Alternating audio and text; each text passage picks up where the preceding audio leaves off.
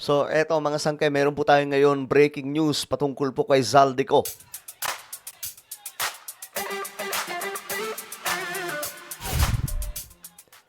Hello, what's up guys? This is me. I'm back for another vlog today. Kamusta po kayo mga kababayan? Ito pag-uusapan po natin ngayon mga sangkay itong tungkol po kay Zaldico. May balita na kasi. Natuntun na daw mga sangkay. At ano ba, pauuwiin na ba siya dito sa Pilipinas?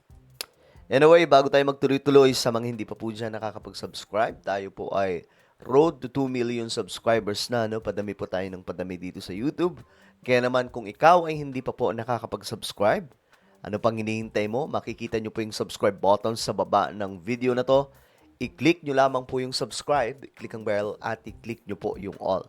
Sa mga nanonood naman po sa Facebook, i-follow nyo po yung ating Facebook page. Okay, mga sangkay.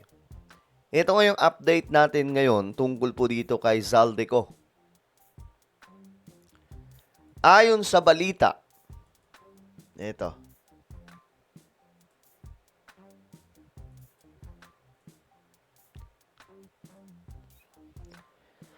Natuntun na daw mga sangkay ang kinaroroonan o kinalalagyan nitong si Zaldico. Natunto na raw ni Senador Ping Lacson ang kinaroroonan ni resigned ako Bicol Party List Representative Zaldico. At marami raw paraan para mapauwi sa bansa ang dating kongresista. So ito na mga sangkay. Natuntun na daw. Alam nyo, paliit ang mundo ni Zaldico ngayon. At kung iniisip niya mga sangkay na porket nasa ibang bansa siya, ligtas na siya. Marami pong pamamaraan para pumapabalik ito. So ngayon na natuntun na, ano ang gagawin nila? Yan ang agenda report ni Dexter Ganibe ng Abante. Nasa Portugal si dating Congressman Zaldico. Okay, so ito yung kinalalagyan niya ngayon. Namataan daw po sa Portugal. So naroon po, mga sangkay, at least alam na po natin, kanselado na po yung passport niya. Hindi na po siya makakalabas doon. Kumbaga, kung maghahanapan man mga sangkay, doon na lang sa bansang ito, sa Portugal na lang. Hindi na po sila mag-iisip pa baka nasa halimbawa Israel, nasa Spain, nasa France, nasa Amerika. Ito, may lokasyon na talaga. At ang maganda dyan, kanselado na po yung passport. Sabi yan ni Senator Panfilo Lacson batay sa intelligence gathering ng pamahalaan. Sabi ng DILG, ginagawa na ng gobyerno ang lahat para maiuwi sa bansa si Ko. 1959 nang magsimula ang diplomatic relations ng Pilipinas at Portugal. Pero walang extradition treaty ang dalawang bansa hanggang ngayon. Okay? Bagay na hindi problema para kay Senator Ping. At hindi pa naman anya huli ang lahat para maiuwi sa bansa si Ko. Nothing is too late, kasi ngayon pala naman magsisimula yung trial sa Sandigan Bayan at sa mga korte. Mayroon ng warrant of arrest na na-issue laban sa kanya dahil wala tayong extradition treaty na umiiral between Portugal or some other countries na pwedeng naandun si Zaldico. So mas mainam na yung idaan nito sa UNCAC. Ang UNCAC o United Nations Convention Against Corruption ay isang tratado na nilagdaan ng higit 190 na bansa kabilang ang Pilipinas para magkaisa na labanan ng korupsyon. Nariyan din ang maaring koordinasyon sa Interpol para hagilapin at arestuhin si Ko. Ito mga sangkay, usapang Interpol. Madali po madadali si Zaldico mga sangkay kapag nagalatag na po ng red notice, no, yung Interpol. Kaya nga lang, mga sangkay, ewan ko kung ano po ang mangyayari na ngayon po nakita na po sa Portugal o namataan na po doon mga sangkay. Kasi ito na po talaga yung location. At actually, yung gobyerno po natin ngayon, nakikipag-usap na sa government po doon mga sangkay para po sa pagtugis sa taong ito. So, hindi po magtatagal mga sangkay, mapapabalik po yan sa atin. At may mga nagsasabi dyan, di ba? May mga ilan na nagsasabi, ayaw pa uwain ng gobyerno si Zaldico kasi ilalaglag sila. Kalukuhan po yan. matagal na pong gustong pauwiin. Kung nanonood kayo at nakikinig kayo sa mga balita, lagi pong sinasabi nila PBBM at ng maraming mga opisyal na umuwi ka dito. Dito ka magpasabog, sabihin mo yan, panumpaan mo yan. 'Di ba? Mga sangkay? Ganun po. Ngayon, mukhang may lokasyon na So, mas mapapadali mga sangkay yung pagpapauwi dito. Maaari din anyang makipag-ugnayan ang Pilipinas sa European Union. 1986 pang miyembro ng EU ang Portugal.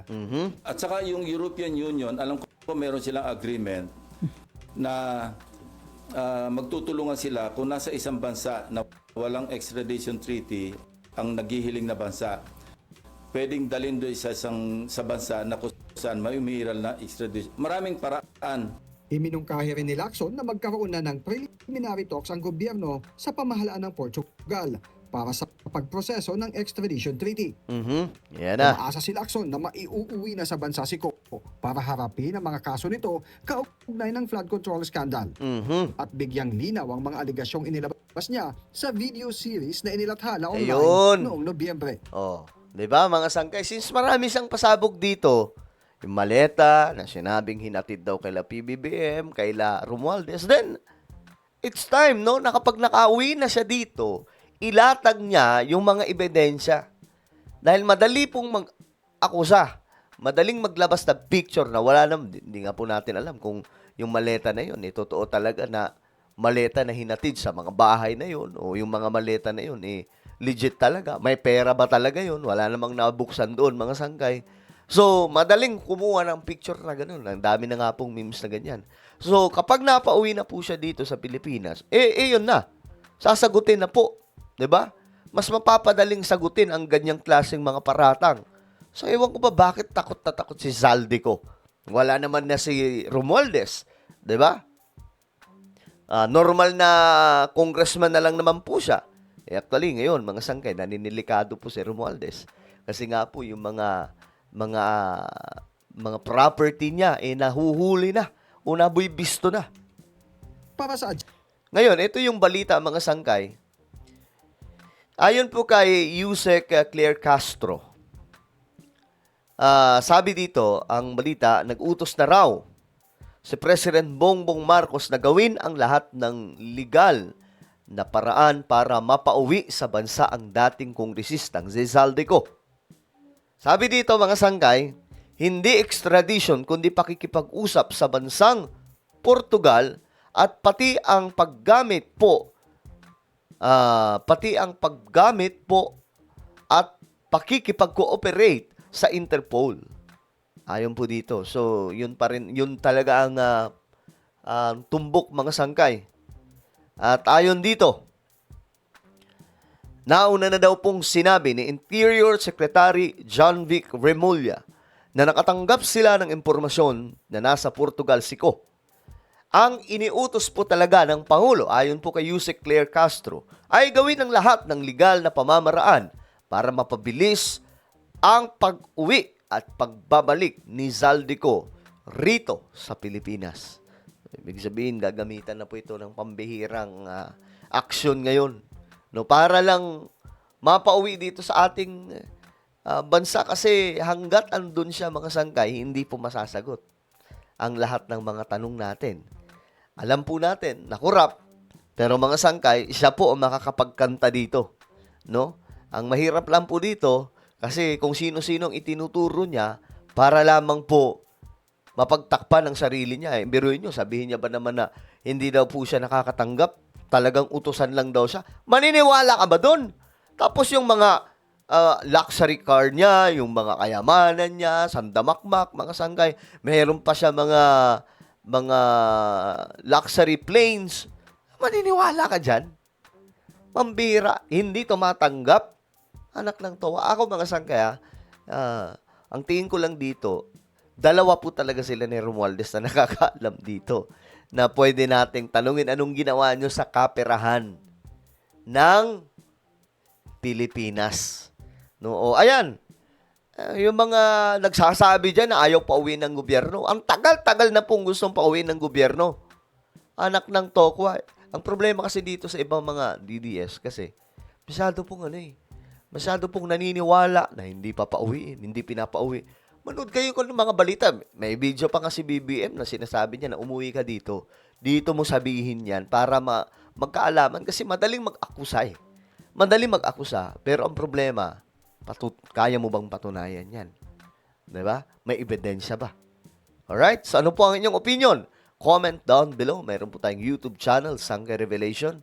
Hanapin nyo po ito ngayon sa YouTube. Kapag nakita nyo na, i-click nyo po yung subscribe. I-click ang bell at i-click nyo po yung all. Ako na po ay magpapaalam. Mag-iingat pong lahat. God bless everyone.